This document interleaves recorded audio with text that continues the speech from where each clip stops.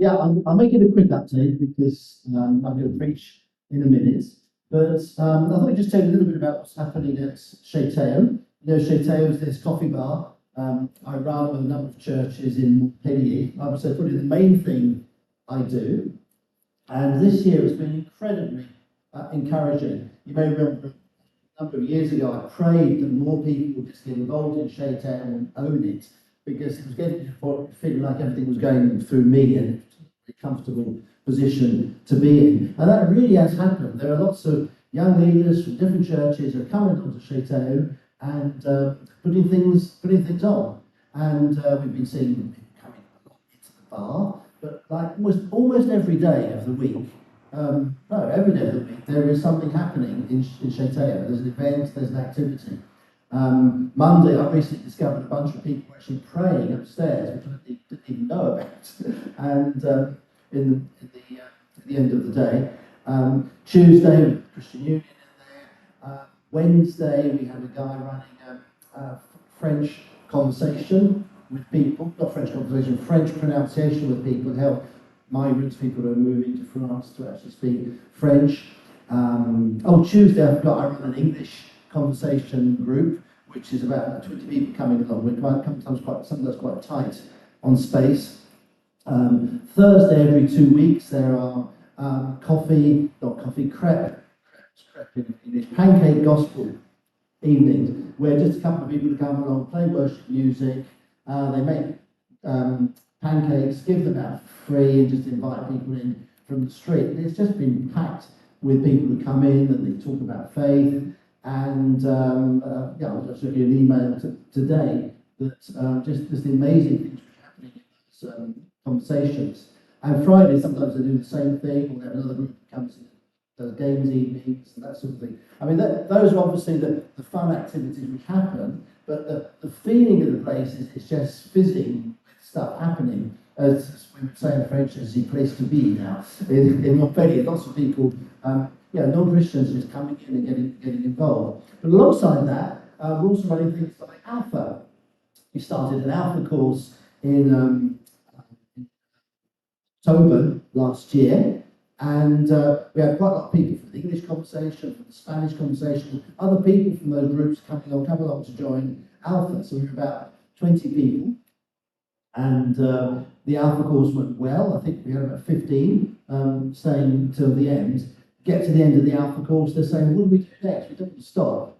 So we scratched our heads, we talked with them, and we came up with this idea of a sort of series of things we call rencontres for meetings.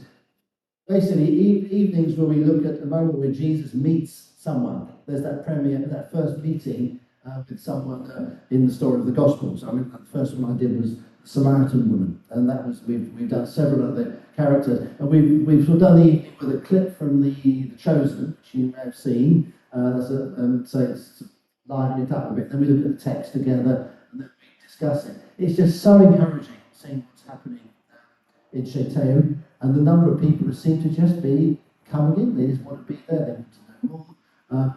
Who seem to be sort of en route to becoming Christians. Some of them, you sense, they probably have become Christians already during that Alpha course. There's also Bible study evenings, agape run stuff as well, discovering the Bible. It's just a great encouragement. So I'm really thankful to God for what's happened. Left us with a couple of problems. One is we've got this Alpha group, and we've got a group of leaders running that. Absolute 18, fantastic team. The problem is, really, next October, what we're going to do is start another Alpha course, because people are coming in. I really believe now, it's like now is the time, this sense that people are there, the fields are ripe for harvest, and we need to do Alpha. But what do we do with this group we've got? That's a real question for us. How do we continue to pass to that group? It's very difficult just to say to them, now you're going to go to a church out on the edge of town. It's kind of complicated. So I'll ask you if you can pray for us for that. It's almost like Sheteo needs a kind of pastor there, someone who can perhaps take that into hand. I've already been there down that line. I started as a house church off the back of something similar to that for a while. And part of me doesn't really want to go down that route again. I'd rather get back into Sheteo and start running Alpha again. So if you could pray for Sheteo, it's really encouraging. The other subject for prayer would perhaps be finances. It's a bit kind of touch and go at times, particularly over the summer when not many people are around. Because the summer is very much a quiet time for Sheteo. It's very much a student sort of place, and it's fairly quiet. Second subject of prayer, just quickly, you probably know I'm the pastor responsible for the pastors' fraternal in Montpellier, and it's, without going into too much detail, it's been quite difficult recently. You've got a side of the pastors' fraternal who are very open, they want to connect with Catholics. We've done some fantastic things this year with all the churches in Montpellier. I'd love to talk to you more about it. We haven't got the time, but there is a wing of that which is, I don't mean to use it pejoratively, but fundamentalist, which has been getting rather stronger and are saying, no, we really want to have a separation. We're not in this group, it's evangelical, we don't want to have to connect with, say, Reformed church people and that kind of thing. And it's really quite distressing to deal with. And I'm in the middle of this, and got to say, back earlier in June, I was really getting quite stressed over it, and not feeling too good, actually, to be honest. I think I got through that. I'm going to ask your prayers for that, because the Bible says, when brothers dwell together in unity, there God declares the blessing. So that's something I really believe in for our city, so if we can pray for that. One last thing I'd like to say, certainly because it's a different subject. When I came in, saw that kitchen, I thought, it's absolutely amazing what's happened there.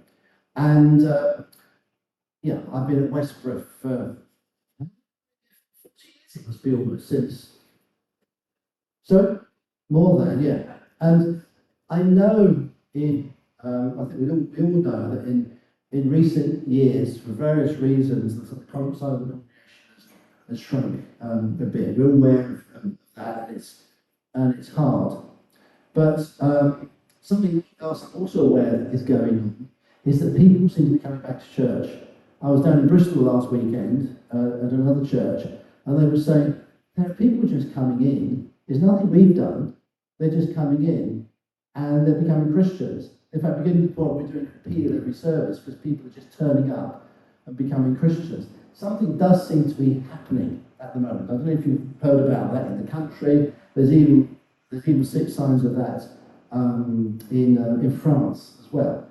And I saw that kitchen, and I just looked into the sanctuary here, this space, and this great dome, and it conjured in my mind a sort of prophetic thing of a woman's tummy when she's pregnant, yeah? Big and fat, like that, so a great dome. And I'm just saying, he didn't give you the money for that kitchen for nothing. Something's being prepared. He's not abandoned you, he hasn't given you that for nothing.